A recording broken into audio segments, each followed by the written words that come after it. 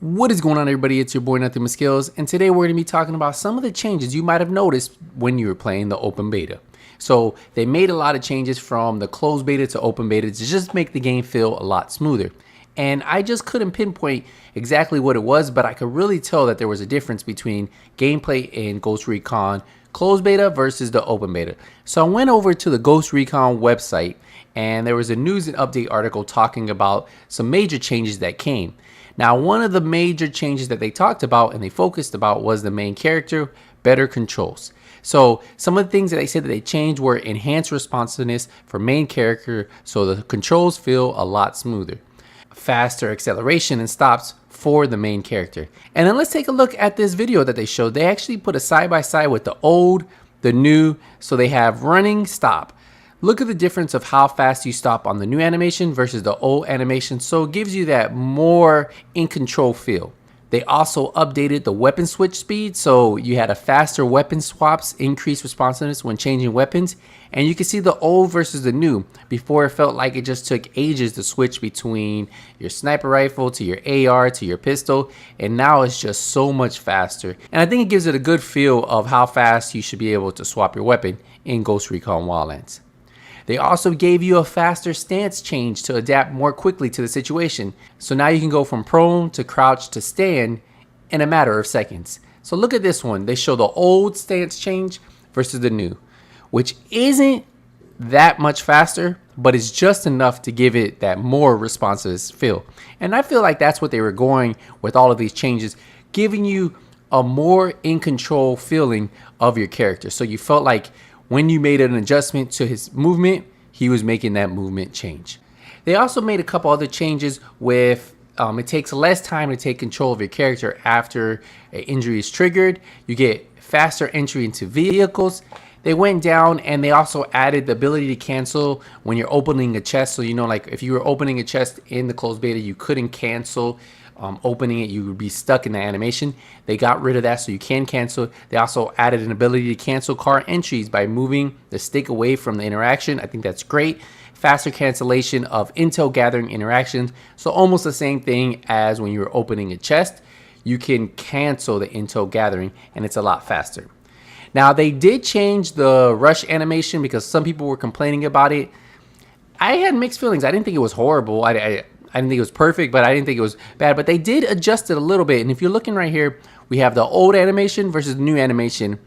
Slightly different, but gives it a little bit more natural feel. So if you guys were complaining about that, you might like the new animation that was shown in the open beta. So they changed some mechanics with the AI so he can better analyze the terrain that he's on when he's running, so that way he can display the correct movement. They also went in and changed some of the camera angles from when you're shooting from a vehicle. So if you're in one of the passenger seats, it has been improved for better shooting opportunities. The next thing I really wanted to focus on, we're going to skip down a little bit, vehicles. I know a lot of people were saying like the vehicles handle horrible.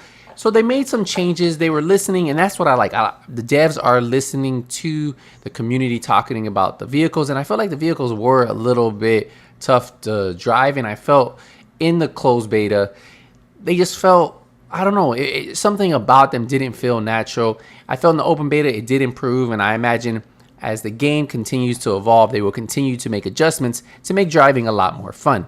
But they did change and improve the handbraking behavior on vehicles, which allows the player to better control the vehicles while drifting.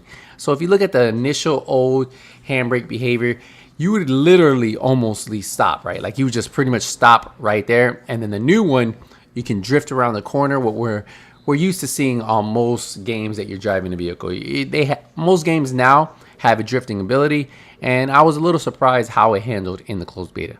They also tweaked how ground vehicles are affected by slopes, right? The angle of slopes to provide a less frustrating and most coherent driving experience. So when you are driving those vehicles on those slopes, it should feel a little bit more natural.